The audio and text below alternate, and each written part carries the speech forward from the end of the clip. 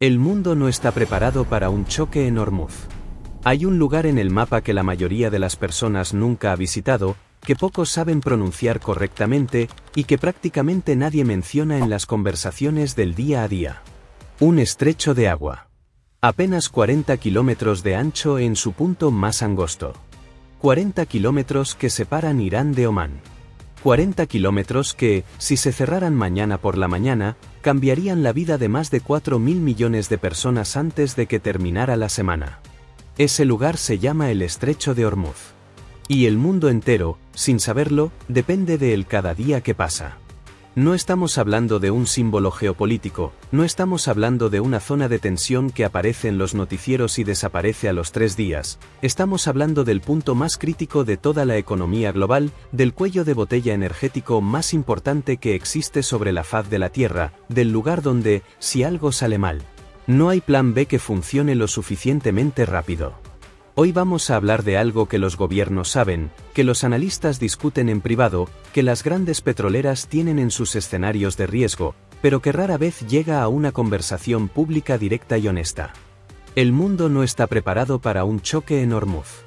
No me refiero a que le falta un poco de preparación, no me refiero a que podría mejorar sus protocolos, me refiero a que si ocurre un bloqueo real, repentino, sostenido en ese estrecho, el sistema global entrará en un modo de crisis para el que no existe un manual actualizado, no existe una respuesta coordinada eficiente. Y no existe margen de tiempo suficiente para evitar un daño masivo. Quédate hasta el final porque esto no es alarmismo, esto es análisis, esto es geografía, esto es economía, esto es política internacional y sobre todo, esto es la realidad que muy pocos se atreven a decir en voz alta. Para entender por qué Hormuz es tan importante, primero hay que entender qué es el petróleo dentro del sistema económico moderno.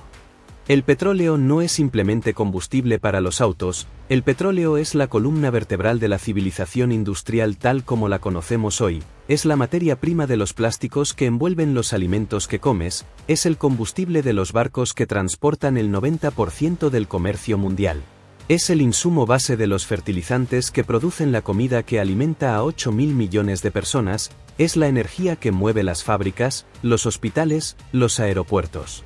Los sistemas de calefacción, los generadores eléctricos de emergencia y miles de procesos industriales que no tienen sustitución inmediata. Sin petróleo, el mundo moderno no funciona, al menos no todavía, al menos no en la escala y velocidad que necesita para sostener su población actual. Y una parte enorme de ese petróleo pasa por un solo lugar. El Estrecho de Hormuz conecta el Golfo Pérsico con el Golfo de Omán y desde ahí con el Océano Índico y el resto del mundo. Por ese canal angosto de agua pasa aproximadamente el 20% del petróleo que se consume en todo el planeta cada día. En algunas estimaciones más actualizadas ese número sube hasta el 21-22% dependiendo del año y de los flujos de producción regional. 20% puede sonar manejable, puede sonar como que el otro 80% alcanza para compensar, pero eso es una trampa conceptual enorme que hay que desmontar desde el principio. El petróleo no es como el agua que puedes tomar de una fuente diferente si la primera está bloqueada, el mercado global de petróleo es un sistema integrado donde la oferta y la demanda se equilibran de manera continua y cualquier perturbación en una parte del sistema afecta a todo el sistema simultáneamente. Cuando hablamos del 20% del petróleo mundial, hablamos de entre 16 y 17 millones de barriles por día fluyendo por ese estrecho, 16 o 17 millones de barriles que van principalmente hacia Asia, que abastecen a Japón, a Corea del Sur, a China, a India, a Taiwán, a Singapur, que luego producen los bienes manufacturados que el mundo entero consume.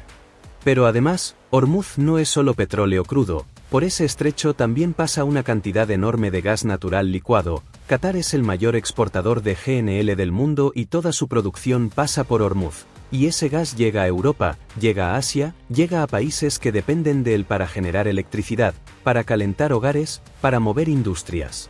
Qatar sola representa alrededor del 35% de todo el comercio mundial de gas natural licuado, y absolutamente todo eso pasa por Hormuz. Entonces cuando decimos que Hormuz es el punto más crítico del sistema energético global no es exageración retórica, es una descripción técnica y geográfica precisa de la realidad. Ahora bien, ¿por qué es tan vulnerable? Porque es físicamente pequeño, porque está rodeado por actores con intereses conflictivos, porque Irán tiene la capacidad técnica y la motivación política de interferir con el tráfico en ese estrecho, y porque no existe ninguna ruta alternativa que pueda absorber ese volumen de petróleo con la rapidez que el mercado necesita. Vamos a explorar cada uno de esos puntos con profundidad. Si tomas un mapa y miras el estrecho de Hormuz, lo primero que llama la atención es lo pequeño que es. En su parte más angosta, el canal navegable tiene apenas unos 3 kilómetros de ancho para los barcos que van en cada dirección, dentro de un estrecho que en total mide alrededor de 50 kilómetros de costa a costa. Para poner eso en perspectiva, hay ciudades que son más anchas que el canal por donde pasa el 20% del petróleo mundial. Y en ese espacio geográfico tan reducido convergen los intereses de actores completamente opuestos. Al norte está Irán, con una costa larga que bordea el estrecho y con islas estratégicamente posicionadas en el canal mismo. Las más importantes son la isla Abu Musa y las islas Tumbé, que Irán controla militarmente desde 1971 cuando las tomó por la fuerza antes de la independencia de los Emiratos Árabes Unidos, y que siguen siendo un punto de disputa diplomática hasta hoy.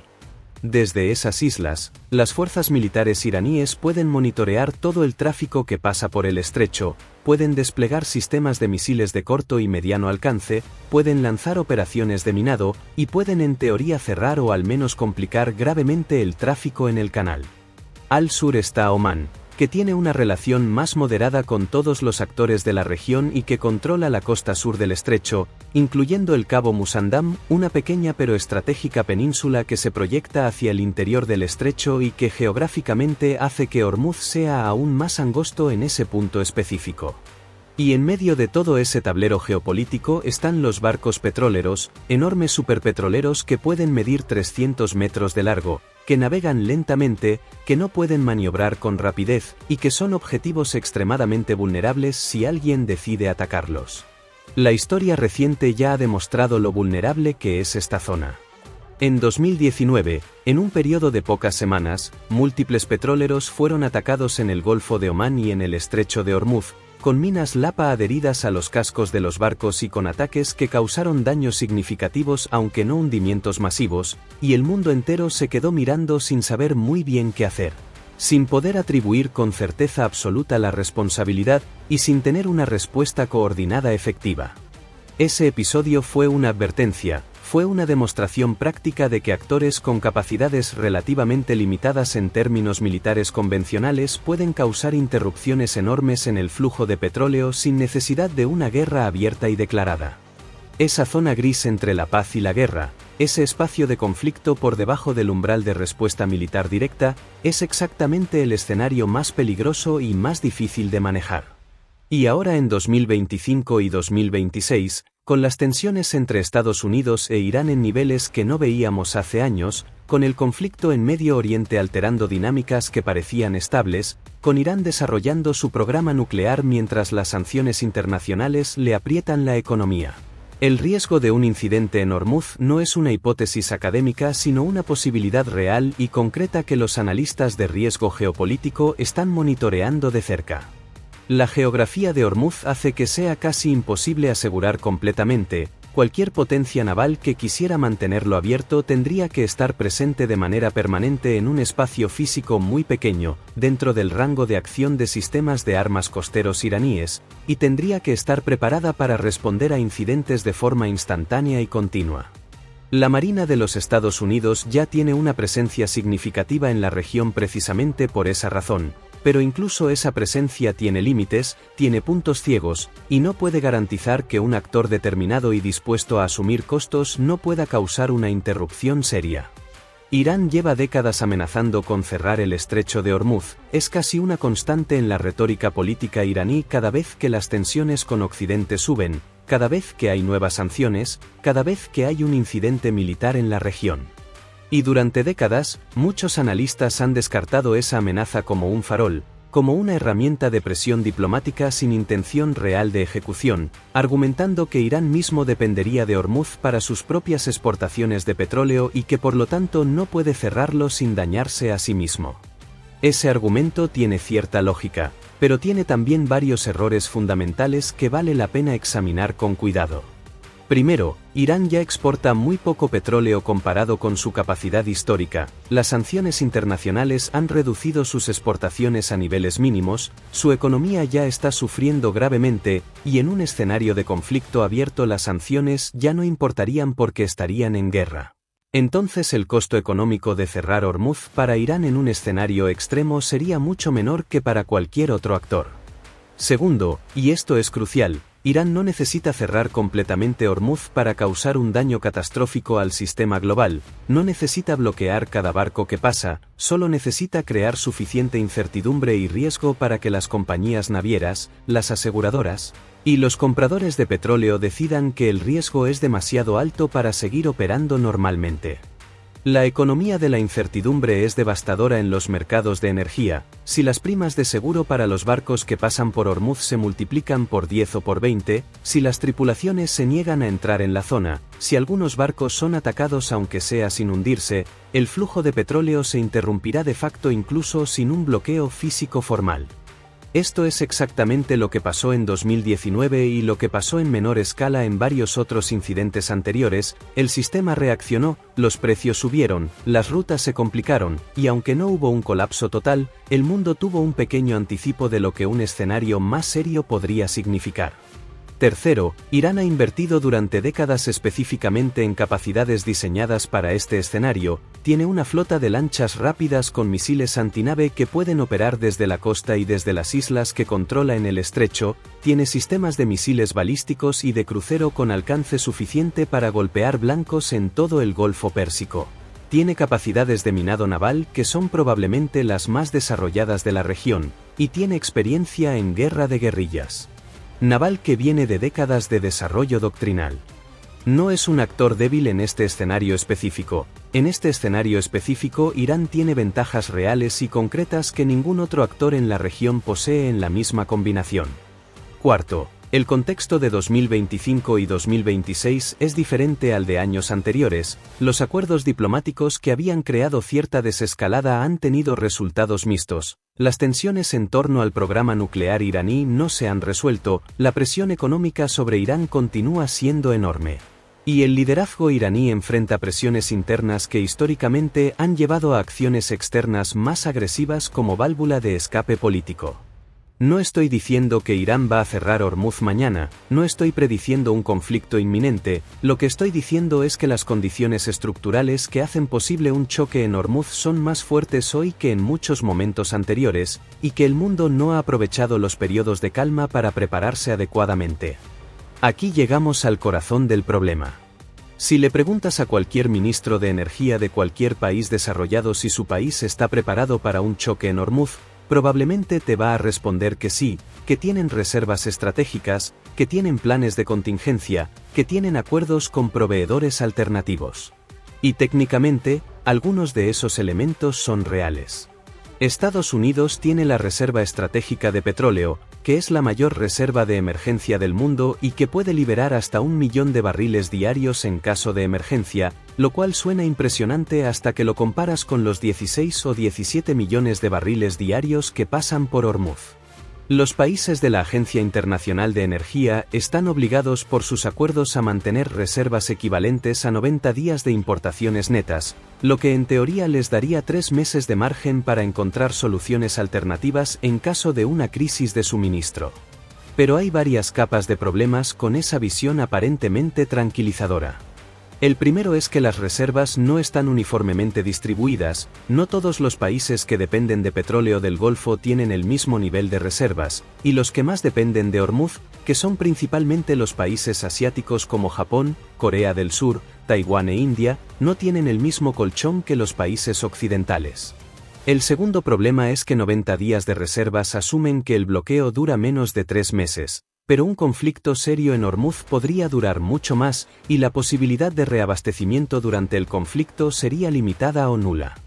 El tercer problema, y este es probablemente el más importante, es que las reservas amortiguan el shock de volumen, es decir, ayudan a mantener el suministro físico de petróleo durante un periodo corto, pero no amortiguan el shock de precios que ocurre instantáneamente en los mercados desde el primer momento de la crisis.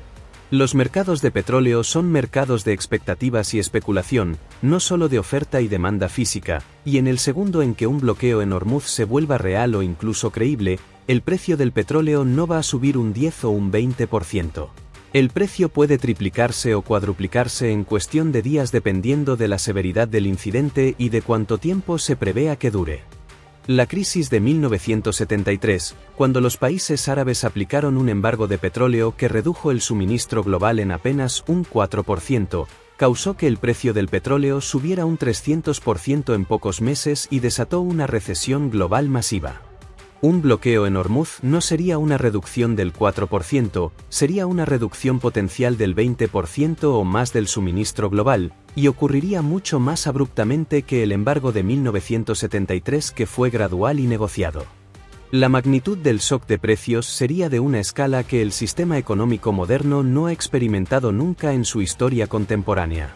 Cuarto problema. El tiempo de respuesta de las alternativas es mucho más lento que el tiempo de impacto de la crisis. Si hay un bloqueo hoy, los precios del petróleo suben hoy, los mercados financieros reaccionan hoy, las cadenas de suministro empiezan a sentir presión esta semana, pero las rutas alternativas tardan semanas o meses en ponerse en marcha a plena capacidad.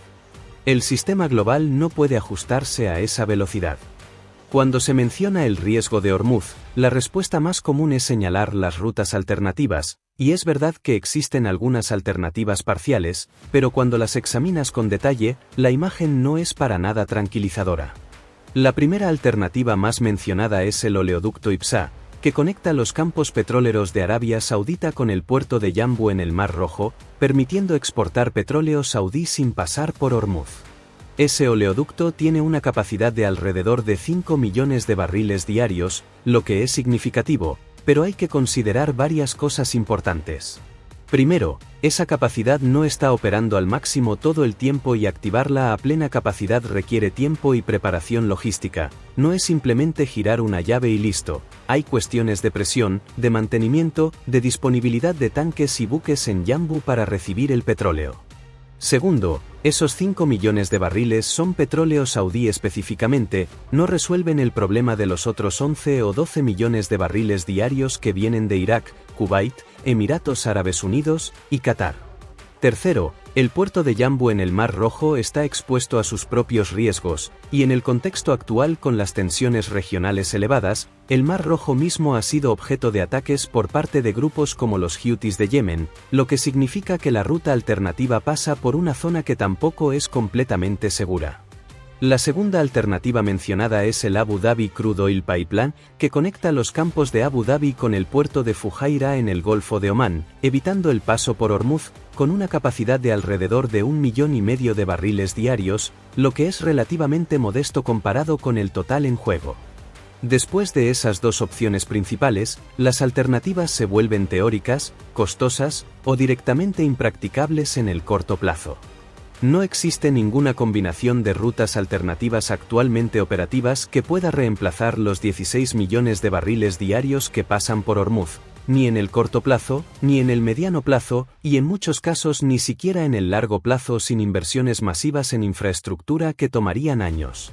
La construcción de nuevos oleoductos en la escala necesaria requiere no solo inversión financiera enorme sino también acuerdos entre múltiples países, derechos de paso, estabilidad política en los países de tránsito, y tiempo de construcción que se mide en años, no en semanas ni meses. Arabia Saudita ha hablado en varias ocasiones de expandir su capacidad de exportación sin pasar por Hormuz, pero esas conversaciones siempre terminan siendo más complicadas de lo que parecen cuando se examina la geografía, los costos y la política regional.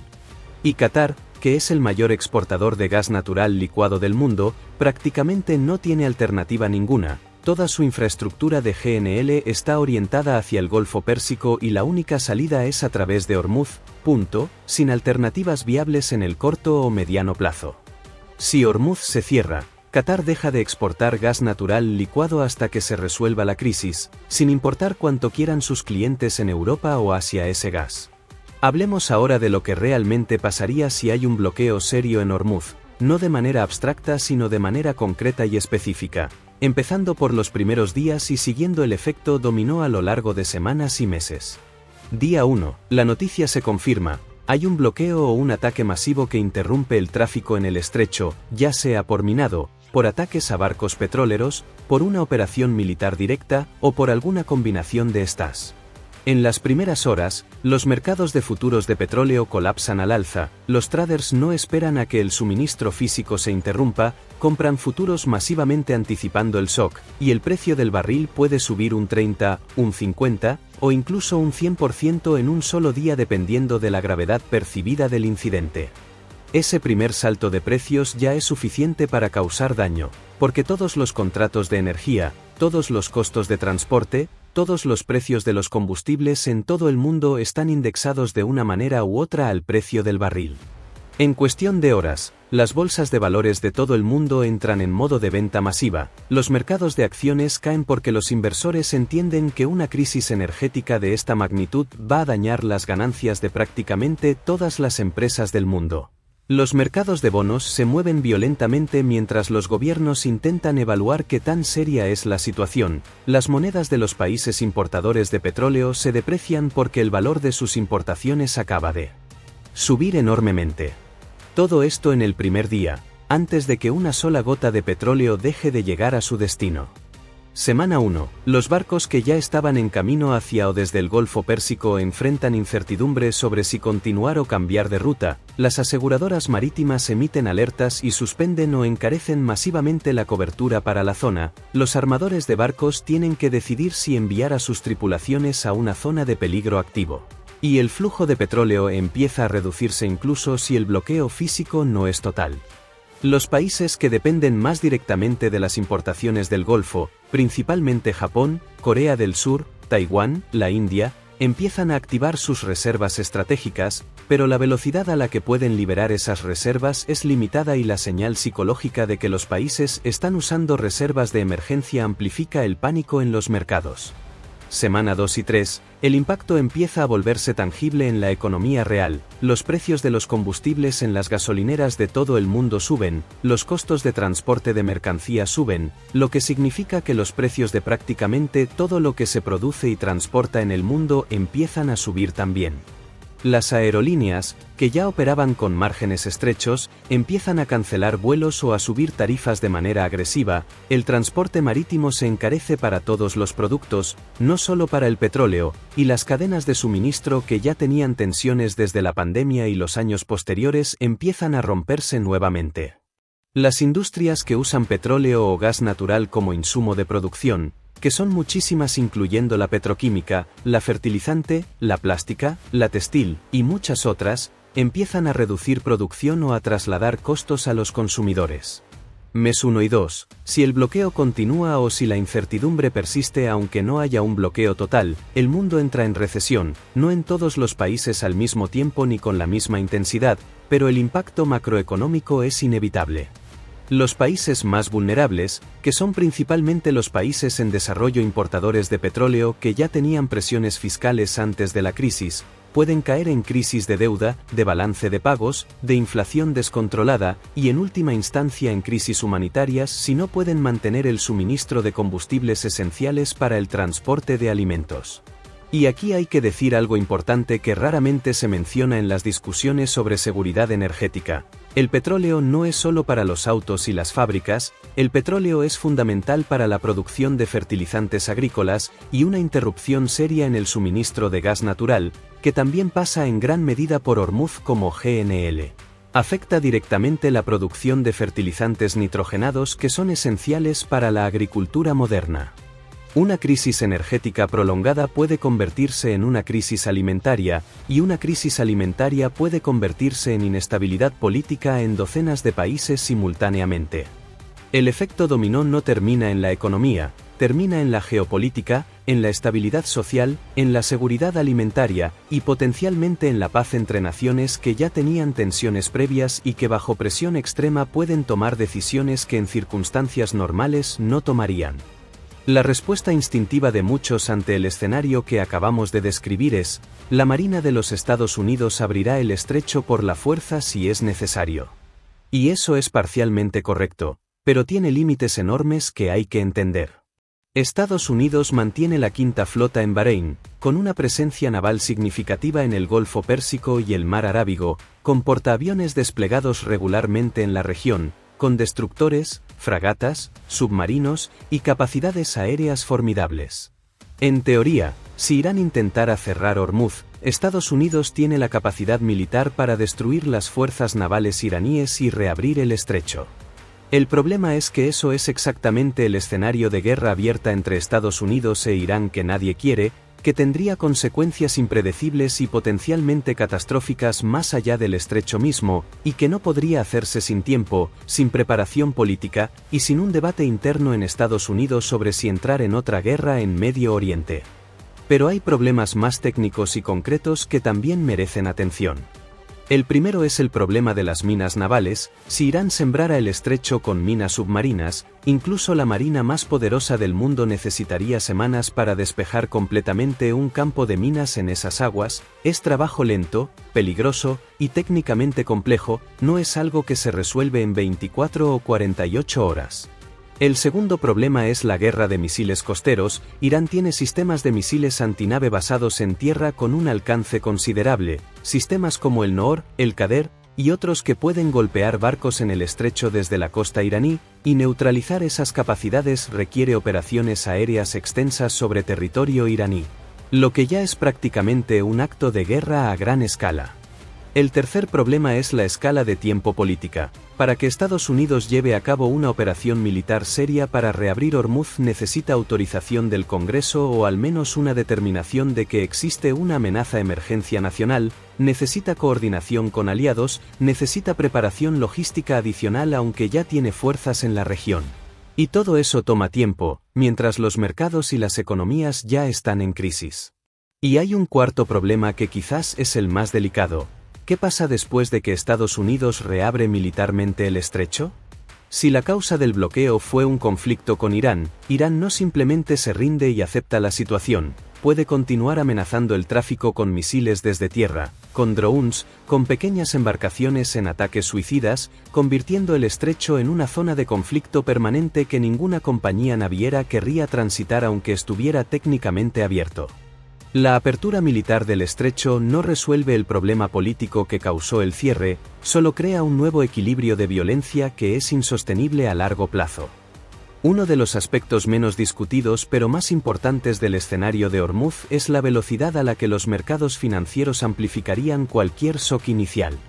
Los mercados de petróleo en 2025 y 2026 son completamente diferentes a los de hace 20 o 30 años, están dominados por el trading algorítmico de alta frecuencia, por fondos que operan con apalancamiento enorme, por derivados financieros de una complejidad extraordinaria que conectan el precio del petróleo con el precio de prácticamente todo lo demás en el sistema financiero global. Cuando ocurre un evento extremo como el que estamos describiendo, esos sistemas no actúan racionalmente en el sentido de esperar información completa antes de reaccionar, actúan según sus modelos y algoritmos que están programados para reducir exposición y limitar pérdidas cuando ciertos umbrales de volatilidad se superan. Eso significa que en los primeros minutos y horas después de un choque en Hormuz, los mercados no van a reaccionar de manera proporcional al tamaño real del problema, van a reaccionar de manera ampliada por el efecto de los algoritmos, de los stops automáticos de pérdidas, de los márgenes adicionales que los brokers exigen instantáneamente. Puede haber movimientos en el precio del petróleo del 50 al 100% en un solo día de trading, algo que en términos de historia de mercados financieros es absolutamente extraordinario y que no ha ocurrido en las condiciones de los mercados modernos interconectados globalmente.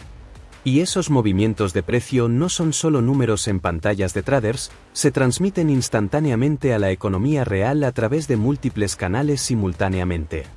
Los contratos de suministro de energía de largo plazo que las empresas tienen firmados con proveedores incluyen cláusulas de fuerza mayor y de ajuste de precio que se activan en situaciones de crisis, lo que significa que los costos de energía para las industrias suben casi de inmediato. Los gobiernos que tienen déficits en su balanza comercial por importaciones de energía ven ese déficit explotar, lo que presiona sus monedas a la baja y puede desencadenar ciclos de devaluación e inflación que son muy difíciles de controlar. Los bancos centrales de todo el mundo se enfrentarían a una situación extremadamente difícil donde la inflación sube por el choque de costos de energía pero la economía se contrae por la crisis, creando una situación de estagflación que los bancos centrales no tienen herramientas efectivas para manejar. Si subes las tasas de interés para combatir la inflación, profundizas la recesión, si bajas las tasas para estimular la economía, la inflación se dispara aún más, no hay una salida limpia. La crisis de 1973 nos dio un anticipo de esto, pero en condiciones de mercados financieros mucho más simples y menos interconectados que los de hoy, la amplificación del shock en el sistema moderno sería mucho mayor. Si hay un epicentro del dolor en el escenario de Hormuz, ese epicentro es Asia. Japón importa prácticamente el 90% de su petróleo del Golfo Pérsico, es una economía altamente desarrollada, moderna, eficiente, con reservas estratégicas, pero fundamentalmente dependiente de ese flujo de petróleo para mantener funcionando todo su sistema industrial. Japón es el tercer mayor importador de petróleo del mundo y gran parte de ese petróleo viene del Golfo, y tiene un nivel de reservas estratégicas que en teoría le da un colchón de unos 90 días, pero esos 90 días se consumen mucho más rápido si la economía no reduce su consumo radicalmente. Lo que requeriría medidas de racionamiento que Japón no ha tenido que implementar desde la Segunda Guerra Mundial. Corea del Sur tiene una situación similar, es una economía manufacturera de exportación altamente sofisticada que necesita energía constante para sus industrias de semiconductores, de electrónica, de acero, de petroquímica, y todo eso depende de petróleo y gas del Golfo. Taiwán, que es el corazón de la producción global de semiconductores, los chips que van en absolutamente todo desde teléfonos hasta sistemas de misiles, también depende críticamente de energía importada del Golfo. Si Taiwán enfrenta una crisis energética, seria al mismo tiempo que ya tiene presiones geopolíticas enormes por la situación con China, las implicaciones para la producción global de semiconductores son profundas y se sentirían en industrias en todo el mundo que dependen de esos chips para fabricar sus productos. La India es el caso más complejo porque es la economía más grande en desarrollo que depende más de petróleo del Golfo y tiene menos margen de absorción de un shock de esta magnitud, con cientos de millones de personas que viven en condiciones donde un aumento fuerte en el precio del combustible y los alimentos puede tener consecuencias humanitarias directas.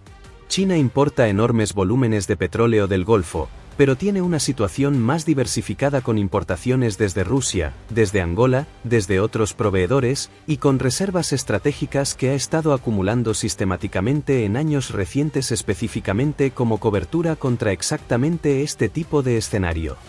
Pero incluso China no está inmune a un choque de esta magnitud, especialmente en el gas natural licuado donde Qatar es un proveedor muy importante y donde las alternativas no se pueden escalar rápidamente. Asia como región sería el principal damnificado de un choque en Hormuz, y dado que Asia es el centro de manufactura del mundo, un daño grave a las economías asiáticas es un daño grave a las cadenas de suministro globales para prácticamente todos los productos que se consumen en el mundo occidental. Europa tiene una relación con Hormuz que mucha gente no percibe claramente porque no importa tanto petróleo del Golfo directamente comparado con Asia, pero tiene una vulnerabilidad muy real que pasa por el gas natural licuado.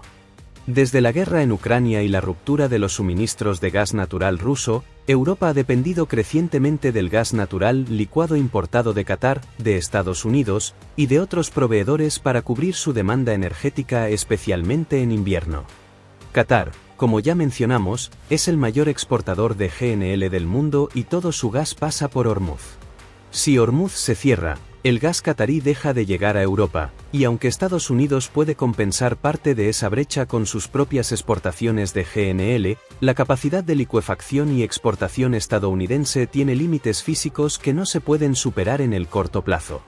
Europa ya experimentó una crisis de gas en 2021 y 2022 que causó precios récord y que obligó a medidas de emergencia en muchos países. Esa crisis fue en buena medida una advertencia, un ensayo general de lo que podría ser una crisis energética seria. Y la respuesta europea, aunque mejoró las reservas y la diversificación, todavía tiene brechas significativas. Además, Europa tendría que lidiar simultáneamente con el impacto económico global de la crisis, con la inflación por el aumento de precios de energía y materias primas, con la contracción económica en sus principales mercados exportadores en Asia y con la presión política interna que una crisis económica severa genera. La cohesión política europea, que ya es un desafío en tiempos normales, sería puesta a prueba extrema en un escenario donde cada país lucha por asegurar su propio suministro energético y los intereses nacionales divergen de los intereses comunitarios. Llegamos a la pregunta que quizás es la más incómoda de todo este análisis: si el riesgo es tan conocido, si lleva décadas en los análisis geopolíticos, si los actores principales saben exactamente cuál es la vulnerabilidad, ¿por qué el mundo no está mejor preparado? La respuesta tiene varias capas. La primera es la psicología del riesgo. Los humanos y las organizaciones humanas somos muy malos para prepararnos para eventos que son muy probables a largo plazo pero que no han ocurrido recientemente. La estabilidad del flujo por Hormuz durante las últimas décadas, con interrupciones parciales y temporales pero sin un colapso total, ha creado una sensación de que el sistema es más resiliente de lo que en realidad es. Hay un fenómeno bien documentado en la psicología del riesgo que se llama normalización de la desviación, donde los actores empiezan a considerar como normal una situación que en términos objetivos es altamente riesgosa, simplemente porque ha persistido durante mucho tiempo sin que ocurra la catástrofe que el análisis técnico indicaba como posible. La segunda razón es económica. Prepararse adecuadamente para un choque en Hormuz requiere inversiones enormes que no generan retorno económico hasta que ocurre la crisis que se está evitando, construir reservas estratégicas más grandes, diversificar infraestructura de importación, desarrollar rutas alternativas. Invertir en eficiencia energética y energías renovables para reducir la dependencia del petróleo, todo eso cuesta dinero que los gobiernos prefieren no gastar en tiempos de normalidad, cuando hay otras prioridades compitiendo por los mismos presupuestos. La tercera razón es política. Admitir públicamente que tu país no está preparado para un choque en Hormuz es políticamente costoso, crea alarma, puede afectar los mercados y le da argumentos a los opositores que pueden usarlo como crítica. Entonces los gobiernos tienden a minimizar públicamente el riesgo aunque internamente lo reconozcan. La cuarta razón es coordinación. La preparación efectiva requiere coordinación entre múltiples países porque el sistema energético global es interconectado, pero esa coordinación enfrenta todos los problemas clásicos de la acción colectiva internacional. Cada país tiene incentivos para que los demás inviertan en la preparación mientras él aprovecha esa protección sin pagar su parte del costo. La quinta razón es la velocidad del cambio. El sistema energético global está en transición hacia las energías renovables y muchos actores, especialmente en el sector privado, están calculando que la dependencia del petróleo del Golfo disminuirá en el largo plazo de manera que la inversión en prepararse para un choque en Hormuz tiene un horizonte temporal relevante que se está acortando. Ese razonamiento puede ser correcto en el largo plazo pero es peligroso en el corto y mediano plazo porque la transición energética lleva décadas y mientras tanto la dependencia del petróleo sigue siendo real y masiva. ¿No sería justo hacer todo este análisis sin plantear también qué medidas concretas podrían reducir la vulnerabilidad, aunque también hay que ser honestos sobre las limitaciones de cada una? La primera medida más obvia es acelerar masivamente la transición hacia energías renovables. Reducir la dependencia del petróleo es la única solución estructural de largo plazo al problema de Hormuz. Si el mundo consume menos petróleo, el peso específico de Hormuz en el sistema global disminuye, aunque probablemente seguirá siendo crítico durante décadas. La segunda medida es aumentar las reservas estratégicas de petróleo y gas natural, especialmente en los países asiáticos que son los más vulnerables y que en muchos casos tienen reservas por debajo del nivel que su nivel de dependencia requeriría. La tercera medida es invertir en infraestructura de rutas alternativas. Los oleoductos que evitan el estrecho de Hormuz deben expandirse y diversificarse, aunque esto requiere inversión enorme y acuerdos políticos complejos entre múltiples países. La cuarta medida es desarrollar protocolos de coordinación internacional más robustos para el caso de una crisis. La Agencia Internacional de Energía tiene mecanismos de coordinación pero necesitan ser actualizados, probados y ampliados para incluir más países y escenarios más complejos que los que se diseñaron originalmente. La quinta medida es la diplomacia preventiva. reducir las tensiones con Irán a través de acuerdos sobre su programa nuclear y sobre el levantamiento de sanciones eliminaría o reduciría significativamente la principal amenaza al tráfico en Hormuz, pero esto choca con complejidades políticas enormes en Estados Unidos, en Israel, en los países del Golfo y en el propio Irán. La sexta medida es desarrollar capacidades militares de desminado y protección naval más eficaces y más rápidas, para reducir el tiempo de respuesta en caso de que se produzca un incidente. Ninguna de estas medidas es fácil, ninguna puede implementarse de un día para otro, y ninguna por sí sola resuelve el problema completamente, pero la combinación de todas ellas podría reducir significativamente la vulnerabilidad global a un choque en Hormuz. El problema es que en el mundo político real, con sus ciclos electorales cortos, sus prioridades inmediatas, y su tendencia a posponer los problemas que no tienen consecuencias inmediatas visibles, estas medidas no reciben la urgencia y los recursos que merecen. Estamos en 2026 y el contexto geopolítico actual hace que el riesgo de Hormuz sea más relevante que en años anteriores. Las negociaciones sobre el programa nuclear iraní han tenido resultados mixtos. Irán sigue enriqueciendo uranio a niveles que generan alarma en el mundo occidental, las sanciones continúan presionando la economía iraní, y el liderazgo iraní enfrenta presiones internas que históricamente se han traducido en comportamiento externo más agresivo. Los conflictos en la región han dejado un legado de inestabilidad, actores no estatales con capacidades militares significativas, y una sensación generalizada de que las reglas del juego han cambiado y que los riesgos se han recalibrado hacia arriba. La rivalidad entre Estados Unidos y China se superpone sobre la geopolítica del Golfo de maneras complejas. China tiene intereses enormes en mantener fluido el tráfico por Hormuz porque depende del petróleo del Golfo, pero también tiene una relación más cooperativa con Irán que complica la posibilidad de una respuesta unificada de grandes potencias ante un incidente. Rusia, que tiene sus propias exportaciones de petróleo, tiene en cierto sentido un interés paradójico en que el precio del petróleo suba globalmente aunque sea por una crisis en Hormuz, y eso crea alineaciones geopolíticas complicadas que hacen aún más difícil una respuesta coordinada. El mundo de 2026 es más multipolar que el de hace 10 años, con menos capacidad de liderazgo unilateral por parte de Estados Unidos y sin ninguna otra potencia o conjunto de potencias que haya llenado ese vacío de manera estable y predecible. En ese contexto, la capacidad de la comunidad internacional de coordinar una respuesta rápida y efectiva ante un choque en Hormuz es menor que en cualquier momento desde el final de la Guerra Fría. Hemos recorrido un largo camino en este análisis, desde la geografía física del estrecho hasta las dinámicas de los mercados financieros, desde las capacidades militares iraníes hasta la psicología del riesgo en los gobiernos, desde el impacto en Asia hasta las limitaciones de las alternativas. Y todo ese recorrido nos lleva a una conclusión que es incómoda pero que es honesta. El mundo no está preparado para un choque en Hormuz. No porque nadie sea estúpido, no porque los gobiernos no sepan que el riesgo existe, no porque los analistas no hayan advertido sobre ello repetidamente, sino porque la preparación adecuada requiere un tipo de pensamiento de largo plazo, de inversión preventiva, de coordinación internacional y de honestidad pública sobre vulnerabilidades que el sistema político moderno no está diseñado para producir de manera sistemática.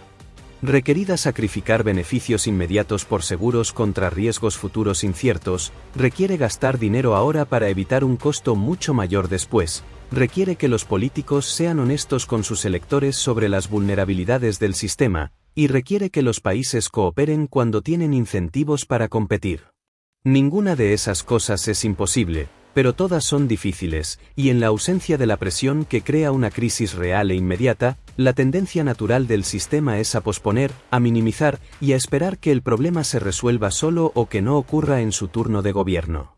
El riesgo de Hormuz no es una noticia de mañana ni de la semana que viene, puede que no se materialice en un año o en 5 años, pero la vulnerabilidad estructural que hemos descrito no desaparece con el tiempo. Al contrario, en la medida en que el sistema sigue creciendo y dependiendo del flujo de petróleo sin reducir esa dependencia.